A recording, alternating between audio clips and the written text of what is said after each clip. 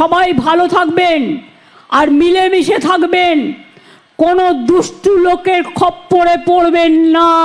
জমি দখল, আমাদের মানুষজনকে মারধর, অফিসে ডেকে মিটিং মিছিলে না গেলে মায়েদের পিঠে বানানোর নাম করে রাতে ডেকে নিয়ে যাওয়া, সবকিছুই হয়েছে। এটা তো সম্ভব নয় যে দিদি জানতেন না। আমরা চেয়েছিলাম দিদি আসুক, দিদি তখন আসেননি, দিদি এখন আসছেন কেন?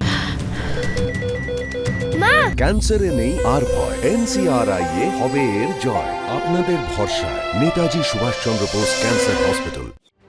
নারী নির্যাতন, অত্যাচার, জমি দখল, বছরের শুরুতে এসব অভিযোগ ঘিরে উত্তপ্ত হয়ে উঠেছিল সন্দেশখালী। গ্রেফতার হয়েছিলেন শেখ শাহজাহান, শিবু হাজরা, উত্তম সর্দারের মতো তৃণমূল নেতারা। বছরের শেষে সেই সন্দেশখালীতে গেলেন মমতা বন্দ্যোপাধ্যায়, জানিয়ে পাল্টা সুর চড়িয়েছে বিজেপি।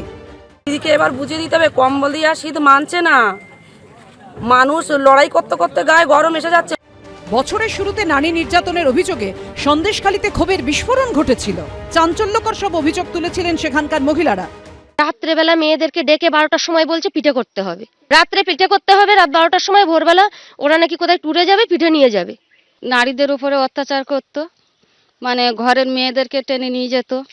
সোমবার সেই সন্দেশখালী সভা থেকে মহিলাদের উদ্দেশ্যে এই বার্তা দেন মুখ্যমন্ত্রী। আর মনে রাখবেন, কোনো মেয়েরা কেউ ডাকলো আর চলে গেল সেটাও যাবেন না। আপনাদের অধিকার, আপনাদের নিজস্ব অধিকার। এই প্রেক্ষাপটে বিরোধীদের প্রশ্ন, অভিযোগ তো উঠেছিল তৃণমূল নেতাদের বিরুদ্ধে, তাহলে মুখ্যমন্ত্রী তাঁদের নিয়ে কিছু না বলে মহিলাদের উদ্দেশ্যে বার্তা দিলেন কেন? মহিলারাই বলেছে, এখনো বলছে। আজকেও সন্দেশখালীর মহিলারা যায়নি। কিছু জনকে ভয় দেখিয়েছে যে বাড়ির টাকা দেব না, অল্প স্বল্প কিছু লোক গেছে।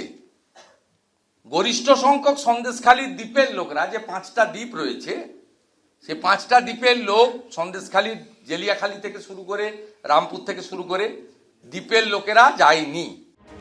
সন্দেশখালীর মাটিতে দাঁড়িয়ে কাটমানি নিয়েও কড়া বার্তা দিয়েছেন মুখ্যমন্ত্রী। আমরা যে স্কিমগুলো দিচ্ছি, এই স্কিমগুলোর জন্য কাউকে কোনো পয়সা দেওয়ার দরকার নেই, কাউকে কোনোদিন কেউ চাইলেও দেবেন না। মনে থাকবে, মনে থাকবে, কোনো পয়সা কাউকে গভর্নমেন্টের কোনো স্কিমের জন্য দেবেন না। মুখ্যমন্ত্রী কথা শুনে লাভ কি? দুষ্টু লোকেদের পাল্লায় পড়বেন না। আমি বলছি, মুখ্যমন্ত্রী তো দুষ্টু লোকেদের পুষছেন, আর দুষ্টু লোকেরাই মুখ্যমন্ত্রীকে ঘিরে রেখেছে।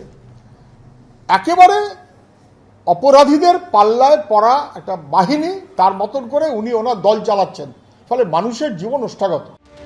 মুখ্যমন্ত্রী সভা করে যাওয়ার পরদিনই অর্থাৎ মঙ্গলবার সন্দেশখালী আসার কথা শুভেন্দু অধিকারীর। আশাবুল হোসেন, সমীরণ পাল ও উজ্জ্বল মুখোপাধ্যায়ের রিপোর্ট, এবিপি আনন্দ।